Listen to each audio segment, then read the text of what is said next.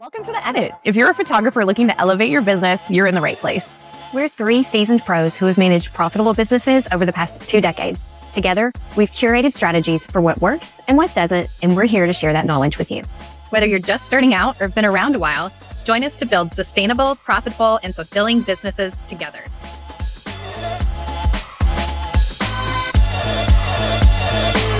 Welcome to another episode of The Edit. Today's episode is going to be something super fun and pretty short because we're going to put most of the content in the newsletter that accompanies this podcast. So if you are not following or if you're not signed up for our newsletter, go do that at theeditweekly.com. And then after each episode, we'll send more good stuff to your inbox. But today's topic is Canva. And I'm curious, I'm going to start with Whitney. I'm curious how long you have used Canva. So I don't even remember exactly when I started using it. And I feel like I was very hesitant because it used to not be as popular, or I felt like I had to use something like Photoshop. So I feel like it's been over 5 years, so I can't put a name on it. But I just in the last few years have really been using it more regularly for my business, and I love it. Okay, so Amanda, how long have you used it? Not long. I was so late to this bandwagon. Yeah. My goodness. And it was only because I got so frustrated using all of the other things I had been trying to use. Like, there are so many products who, or so many companies who do products well, and I tried a lot of their versions, basically, of helping with social media, and it was just so frustrating and maddening, and I could never get things to work right for me. So, I don't remember who was like, why are you not using Canva? But somebody was like, what's wrong with you? And so I'd literally been like, maybe 6 months. So, like, so not long at all. And now I'm like, why did I go that long without it? Yes. Oh, yeah. So that was the point. So I fall right in the middle of you ladies. I don't know how long I've used it, but definitely, I would say about 2 years, probably. And I was surprised when I looked into it to know that Canva's been around for over a decade now. I did not know that. Keeping in line. So keeping in line with the whole theme of this podcast of if we were to start over today, what would we do differently? I thought, man, I wish somebody had told me that Canva existed back when my business was new. So I love this topic. And today we're going to share, each of us are going to share one thing that we're using in Canva to help us in business, or our favorite tool in Canva currently. So I'll go first. Mine is not fancy at all. It's not super fun, but I feel like it's a game changer and nobody ever talks about it. And mine is just shortcut keys. Yeah. So it's not even like a fancy feature, but I feel like it's something that everyone should be using if you use Canva on a regular basis. So I know that each of you use Lightroom and Photoshop for different things. Do you use the shortcut keys, like if you need a brush, you hit the letter B, or if you need in Lightroom, you hit like Command M for a radial filter? Do you guys use shortcut keys like that? It took me too long to realize that Canva has those as well. So I didn't even know that they did. I don't them. Good. Okay, this is my favorite whenever I get to share something with you that's going to already... Okay. We get a new tip. Okay, so how many times have you needed to duplicate something and you take your hands off the keys so that you can move over and you hit that little, copy, duplicate button? All you have to do is hit Command all the time. So like, oh my God. If I need a rectangle, I hit R. If I need a circle in my design, I hit C. If I need a text box, I hit T.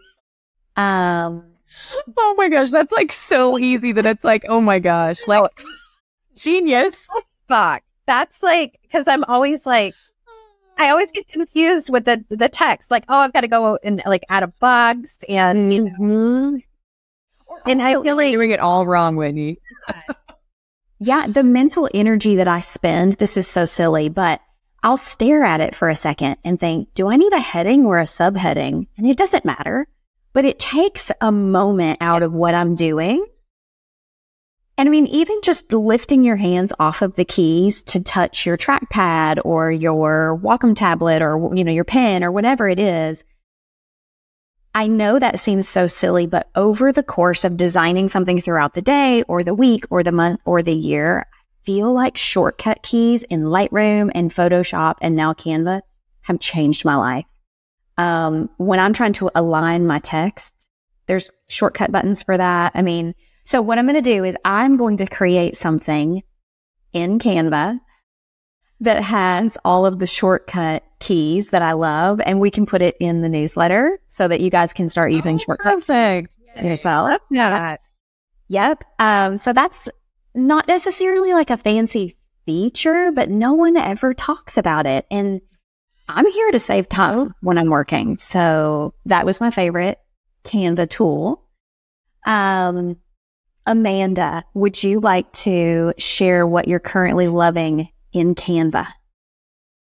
Yes. I hate creating reels. I will say it. I feel like so many people are like, oh my gosh, reels are so fun. I think they're so annoying. I feel like they're not the best way to display photos. Like it's just, I don't know. It's like that vertical. It's not great. Anyways, so creating those from scratch for forever sucked.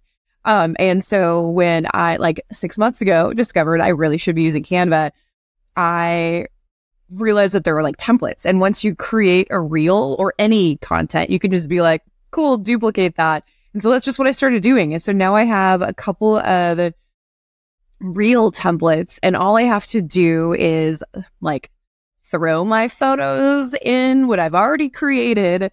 And, you know, I'll like move stuff around here and there to make it look a little bit different, but literally slap on some new music. I don't usually add any text or anything to my reels, at least not to the ones where I'm showcasing a client's session. But for me, that's just like such a big time saver. I no longer have to go through and be like, oh my gosh, okay, now I need to create this new one. And okay, this is a horizontal photo. How am I going to make this look good within my reel? It's cool. I already have a template that's going to be if I'm like heavy on horizontal images, and then another template for if I'm really heavy on vertical images or ones that really look good with squares. And so, yeah, that has saved me so much time. All I have to do is just drag and drop. And that's been, again, like getting time back and saving time. That's what I'm here for. I'm not trying to spend any extra time creating social media posts. I have a It's already hard enough with all the captions. Yeah. When you say create a template, and I'm listening to you talk about your horizontal images and your vertical, are you creating something where it gives you a slide and then like a bunch of different slides and then you're putting those in? Or is it automatically like animated for you? Is it a video? Is it just a series of photos that you put into Instagram, or is it an actual video when you export it?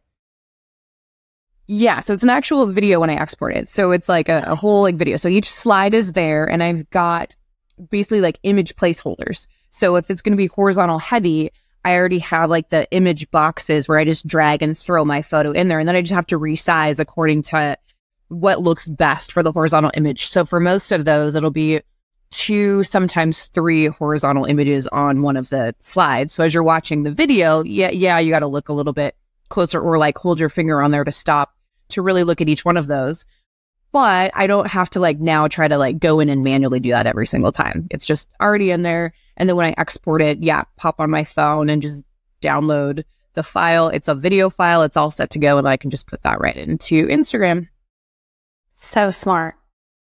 Could you maybe take some screenshots of that and we can include that in the newsletter so that they can see like what you're working with? And then maybe we can put a link or, you know, somehow attach so that they can see the finished product. I think.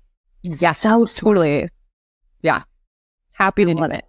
Save everybody else some time too. Yes, that's what we're here for. Yes. Whitney, what are you currently loving in Canva? So it's interesting that you brought up Reels, Amanda, because I just don't use it for video yet. And I haven't really used it. So I need to go in and play with it. But I did see, and this is a little thing that I just saw come through with Canva, is they now, for pro subscribers, they have this whole new group of popular music that you have access to. And so it's like a lot of popular songs. So they must have had some sort of deal with one of the labels. And so I think that was like just added this week. Oh, that's awesome. Yeah. So I'm curious to go explore that. But the thing that I love the most is you are able to go in and create, and this is on, I'm not sure if you can do this on the free account or not, but you're able to go in and create a brand template. So you can add your logos, you can add your colors, any sort of images that you might like to use over and over again. And then when you're creating, you can grab your logo quickly. And my favorite thing is when you have your colors, you can make your design, and then there's like a shuffle button, and it will shuffle your design with different color combinations just automatically. So you can pull it in there, and I'll like say, oh, I'll shuffle it. I'm not into that. Or, I want to do a similar design and then have to want to have different colors if I'm reusing that design. And I just shuffle and then get to pick a new one. And it's, again, something to save time. Yeah. And it looks good too. It does. Yeah. I think that's the looks good part for me. So I just discovered this. I just found out that you could do this like 2 weeks ago with the shuffle. And I've been using it, I don't know, maybe half a dozen posts. And everything looks so much nicer. Just my overall thought. It looks like I know what I'm doing, which is why we want to use Canva anyway, right? Yeah, exactly. Look like we're graphic designers, even though we're not graphic designers. And the shuffle for it to change the colors for me. And I'm like, oh, I wouldn't have done it that way, but that's beautiful. And that looks really great next to what I just posted. So the shuffle has been fun. I love those tips. Do you have pro account or do you have the free one? Whitney or me? You, sorry, Erin. I'm wondering. Well, because Whitney was saying that she's not sure if it's just with the pro account or if it's the pro and the free. I also have the pro account. So maybe we should clarify that in the newsletter about if this is like a pro feature or not. That's a great conversation. Something for us to maybe compare. Yeah, exactly. See if maybe that makes it worth it for somebody to upgrade to the pro. I'm one of those people that doesn't have a pro one. So maybe this will be my push to upgrade. I haven't actually checked out this feature yet, so I'll have to look and see. So I was wondering. But yeah, that'd be good for us to find out and let everybody else know. I love that the three of us, we just said let's come together and talk about our favorite, things in Canva right now. I love that we each chose something that saves us time without knowing it. The shuffle so that you can have new colors without actually thinking about it. The real templates, the shortcut keyboard. I love that we're like, how do we get this done efficiently?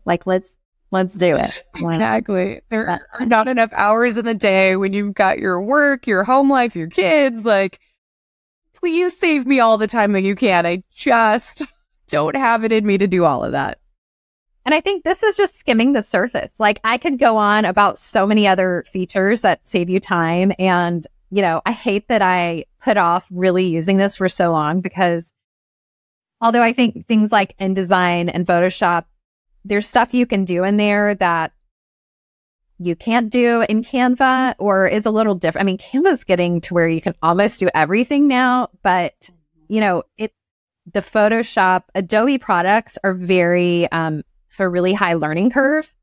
So they're so hard to learn. And with Canva, you're able to just get in and just do it. I mean, it's very intuitive, just moving stuff around, and it doesn't take nearly as long to create something in Canva from the start, as it would learning Photoshop. Because I remember I started learning Photoshop 20 years ago, and I still I know. I feel like I barely scratched the surface. I know. Yeah. Isn't it? Like, whereas Canva, and I guess it's the same thing with Canva now that I think about it. I literally do not use it for as much stuff as I could. So, this has been awesome to learn some more. And I know, Erin, you've mentioned you'll put some more stuff into the newsletter of more of your things that you love about Canva. So that'll be fun to share with everybody. And then I can read them too to see what else it is. Yeah, it's hard to choose that one. Yeah. It was hard to choose that one thing to talk about today, but I wanted to keep the episode short so that everybody can spend their time popping over into that newsletter. So again, if you are not signed up for our weekly newsletter, it is at theeditweekly.com.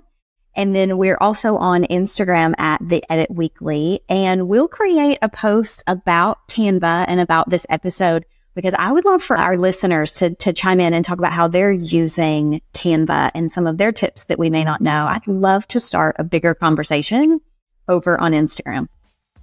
Thanks for listening to this episode. We would love for you to give us a review. That will help us grab more speakers so that they can come and talk about what they would do differently if they were starting a business over today. Thanks for listening. Bye.